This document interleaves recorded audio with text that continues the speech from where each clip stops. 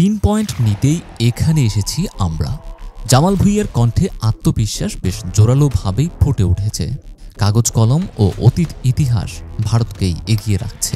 খোদ বাংলাদেশ কোচ হাবিয়ের কাবরেরাও রাখছেন পরিসংখ্যান দেখে। ম্যাচ যে ভারতেরই মাঠে, তাই বলে নিজেদের পিছিয়ে রাখছে না বাংলাদেশ। রাখার সুযোগও নেই। দলে যে আছেন একজন হামজা চৌধুরী। বাংলাদেশ ম্যাচের জন্য অবসর থেকে সাবেক অধিনায়ক সুনীল ছেত্রীকে ফিরিয়েছে ভারত। এদিকে ইংলিশ প্রিমিয়ার লিগ খেলা হামজা চৌধুরীকে অন্তর্ভুক্ত করেছে লাল সবুজ দল। প্রতিবেশী দুই দেশের আজকের এই ম্যাচ নিয়ে তাই উত্তেজনার পারদ তুঙ্গে। এশিয়ান কাপ বাছাইয়ের তৃতীয় রাউন্ডের ম্যাচে মুখোমুখি হচ্ছে দুই দল। বাংলাদেশ সময় আজ সন্ধ্যা 7:30টায় শিলংয়ে হবে দুই দেশের ফুটবল লড়াই। ফিফা র্যাঙ্কিংয়ে বাংলাদেশের চেয়ে অনেক এগিয়ে ভারত। ভারতের র্যাঙ্কিং 126। অন্যদিকে বাংলাদেশ আছে 185তম স্থানে। হেড টু হেডে পরিসংখ্যান ভারতের চেয়ে অনেক পিছিয়ে জামাল তোপুরা।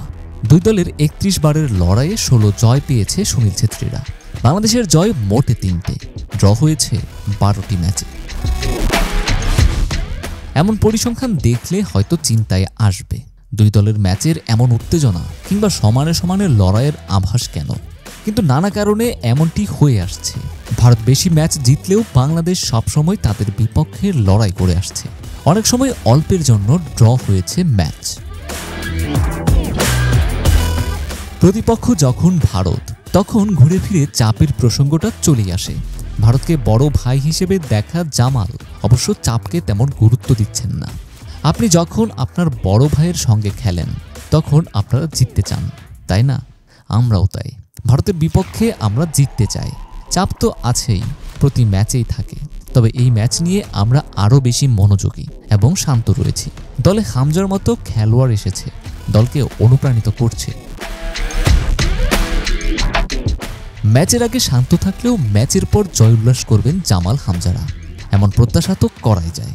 2003-এর সাফের পর থেকেই যা অধারা রয়েছে।